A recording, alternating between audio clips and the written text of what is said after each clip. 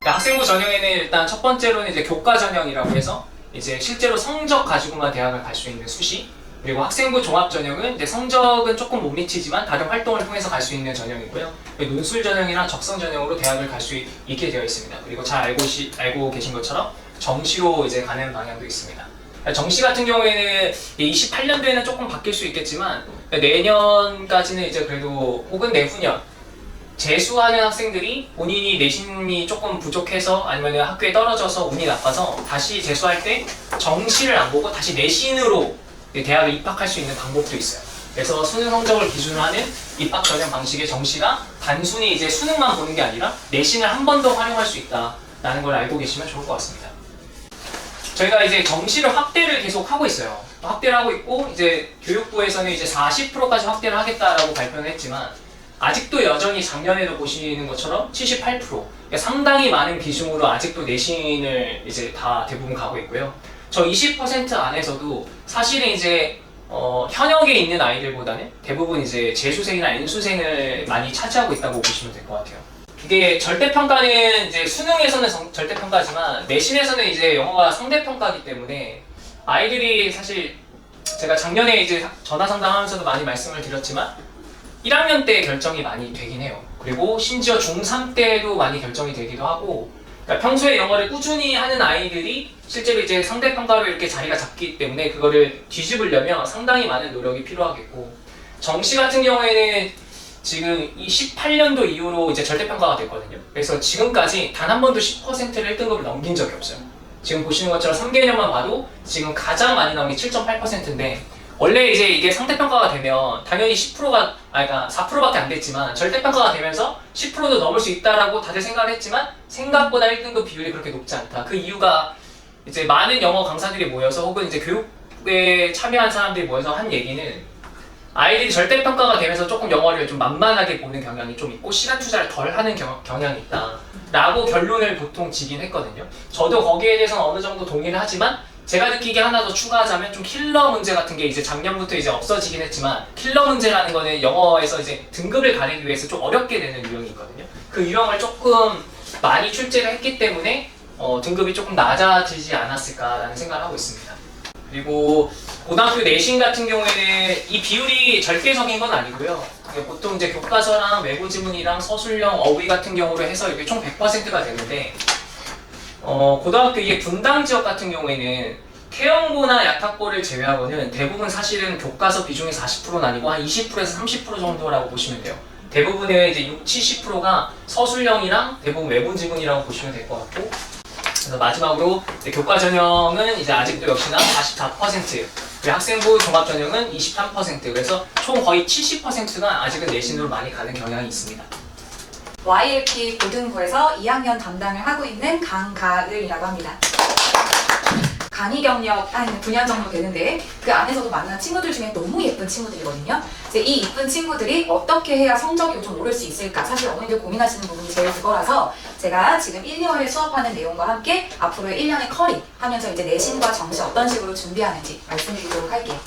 정시든 내신이든 성적이 나오기 위한 가장 중요한 핵심은 어휘인데 이 친구들이 단어 암기를 많이는 하는데 이게 사실 실력으로 바로 적용이 안 되는 경우가 굉장히 많거든요. 그 이유가 단어 시험을 볼 때 보통 모의고사에서 나오는 단어가 요 뜻이 본인이 외운 뜻이 아닌 경우가 있을 수가 있어요. 그럼 맥락 속에서 그걸 추론해서 그 외웠던 단어들을 기억을 해서 다음번에 써먹어야 하는데 그 단어를 기억을 못하는 거예요. 그래서 예를 들어서 저희가 129번에 뭐 however 같이 나와 있는 단어는 아이들이 대다수가 다 그러나라고 적습니다. 그래서 실제로 제가 아이들 리뷰 테스트 볼 때도 이 however가 들어있는 구문을 아이들한테 해석을 쓰게끔 시켜서 주면 거의 80~90%는 그러나라고 적어서 쓰는 친구들이 굉장히 많아요. 그런데 실제로 이 그러나의 뜻이 아니라 아무리 뭐뭐 할지라도라는 접속사의 의미로 해석을 해야 하는데 그걸 놓쳐서 아예 구문 해석까지 이제 잘 안 되는 경우가 굉장히 많거든요. 그래서 제가 자이스토리 수업 중에 나와 있는 단어들을 다 형광펜을 치고 그걸 이렇게 매번 3회분 수업마다 리뷰 테스트를 진행을 하고 있습니다. 내신 기출 어법이고 아이들이 고등학교 2학년에 나올 만한 모든 어법들을 칠판에 한 번씩 싹 다 정리를 해줬어요. 근데 친구들이 어법을 틀리는 이유 중에 한 가지가 문제의 규칙은 너무 단순한데 그 규칙을 규칙으로 적용해서 풀려고 하지 않고 해석으로 풀려고 하는 경우가 굉장히 많습니다. 이제 사실 어제도 저희 학생이 저한테 카톡으로 질문을 하는데 해석을 하면서 풀다 보니까 단순한 능동태, 수동태 규칙만 적용하면 풀릴 문제를 왜 자기는 답이 이건지 모르겠다고 질문을 하더라고요. 그래서 문제를 어렵게 보지 말아라. 선생님이 칠판에 적어줬던 근거들 중에 너희 모르는 거 다 없지 않느냐. 근데 실제로 그 간단한 규칙들이 어법에 다 적용돼서 나오기 때문에 어법 문제는 그것만 적용하면 틀릴 수가 없어요. 그래서 친구들한테 그 틀릴 수가 없는 어법들을 모두 정리를 해서 저희 내신 기출 한 번씩 쭉 다 정리를 했었고요. 그리고 저희가 겨울학기 집중 수업 때 이제 학생들 어휘에 굉장히 중점을 많이 두고 있다고 말씀을 드렸는데 이 친구들이 단어를 무작위로 그냥 외우는 경우가 너무 많아서 제가 접두사와 요 접미사를 가지고 단어의 어원을 가지고서 좀 내용을 뜻을 추론한다던가 아니면 접미사를 보고서 어형 품사를 추론한다던가 그래서 요거 가지고 지금 수업을 굉장히 반복적으로 많이 시키고 있거든요. 근데 지금 하고 있는 모든 것들의 핵심은 반복 노출이 너무 중요하기 때문에 제가 수업 중에 굉장히 노출을 많이 시키고 있어요. 그래서 정말 심하게는 한 번 수업할 때 10번 정도를 반복을 시키면서 이게 뭐였지? 얘들아 TION으로 끝나는 거 품사가 뭐였지? 프리가 붙어있는 접두사 뜻이 뭐였지라는 걸 정말 많이 반복을 하고 있거든요.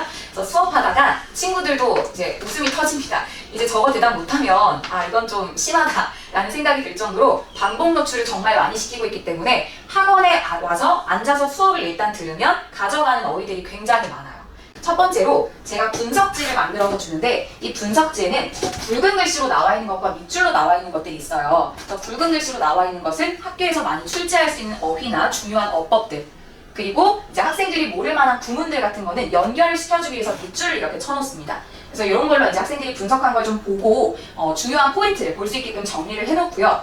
이게 모든 것들을 다 분석하지 않는 이유는 학교 시험에 나올 만한 것들과 아닌 것들을 구분하기 위함이에요. 저희가 시험 범위가 너무 많기 때문에 그 모든 지문들을 다 달달달 외울 수가 없어서 핵심 부분은 요거다. 여기를 잘 보면 너희 학교에서는 이런 유형으로 여기가 출제가 될 거다라는 걸 분석지로 정리를 해주고 아무것도 없는 이 학생들이 자체 분석해야 되는 곳에다가 자기네 학교 시험 포인트에 본인이 분석을 직접 해보는 연습을 하게 됩니다. 그래서 이걸 저희가 현장에서 최대한 많이 시키고 있고요. 그래서 이건 모든 학교가 공통으로 제가 분석지가 나가고 수업 중에 이제 중요하게 얘기해줬던 내용들을 학생들이 수업 후에 본인이 직접 빈칸에다가 아무것도 없는 이 시험 본문에다가 본인이 형광펜을 치고 분석을 하게 연습을 하고 있습니다.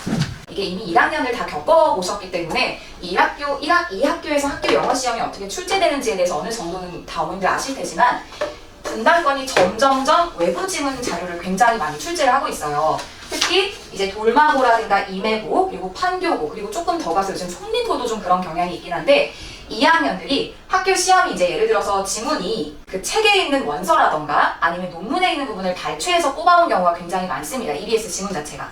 그럼 그 지문 앞뒤에 달려있는 원문들을 학교에서 시험을 출제를 해요.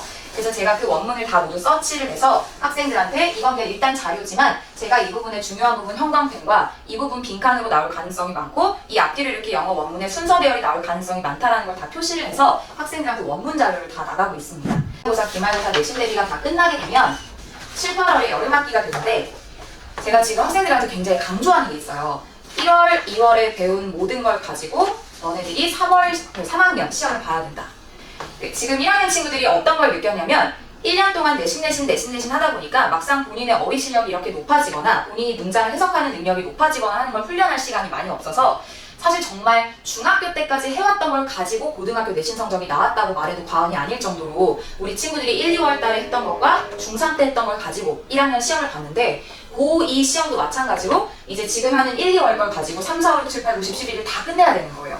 그럼 3, 4, 5, 6에 저희가 내신을 치고 나면 남아있는 그 여름학기가 7, 8월이라고 적혀있지만 실제로는 3주에서 저 한 달 정도밖에 안 됩니다. 저희 3주에서 한 달 되는 기간 동안 최대한 아이들 또 어휘를 다시 한번 강조할 수 있는 기간이기 때문에 제가 이 시기에 어휘 영역을 총 3가지로 테스트를 보고 있어요. 그래서 첫 번째로는 이제 수능 연계 교재에 나왔던 수능 특강, EBS 수능 완성 그 교재들의 표제 그리고 그것과 동의어들을 쭉 주고 이 중에서 동의어가 아닌 걸 고르는 문제를 테스트를 보고 있고요. 그 다음에 옆에 있는 영역을 학생들 유의어로 헷갈리지 않아야 될 혼동어들 7, 8월에는 최대한 어휘 강조를 하면서 수업을 하고 그 다음 독해 유형 같은 경우에는 제가 이제 수능 완성이랑 수능 특강에 나오는 EBS 고산 난이도 기준으로 빈칸을 제시를 하고 보기를 모두 다 삭제를 합니다.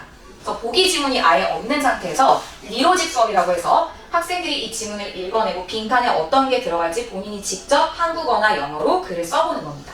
그래서 본인이 생각했던 그 답안이 보기에 있었으면 굉장히 논리적으로 답을 잘 풀어낸 거지만 아이들이 만약에 자기가 제시했던 그 문장의 내용이 보기에 아예 들어가 있지 않는 경우에는 글의 흐름을 전혀 잘못 파악한 상황이 되기 때문에 이 리로직 훈련이 고3 고난도 문제를 풀 때 굉장히 도움이 많이 되거든요.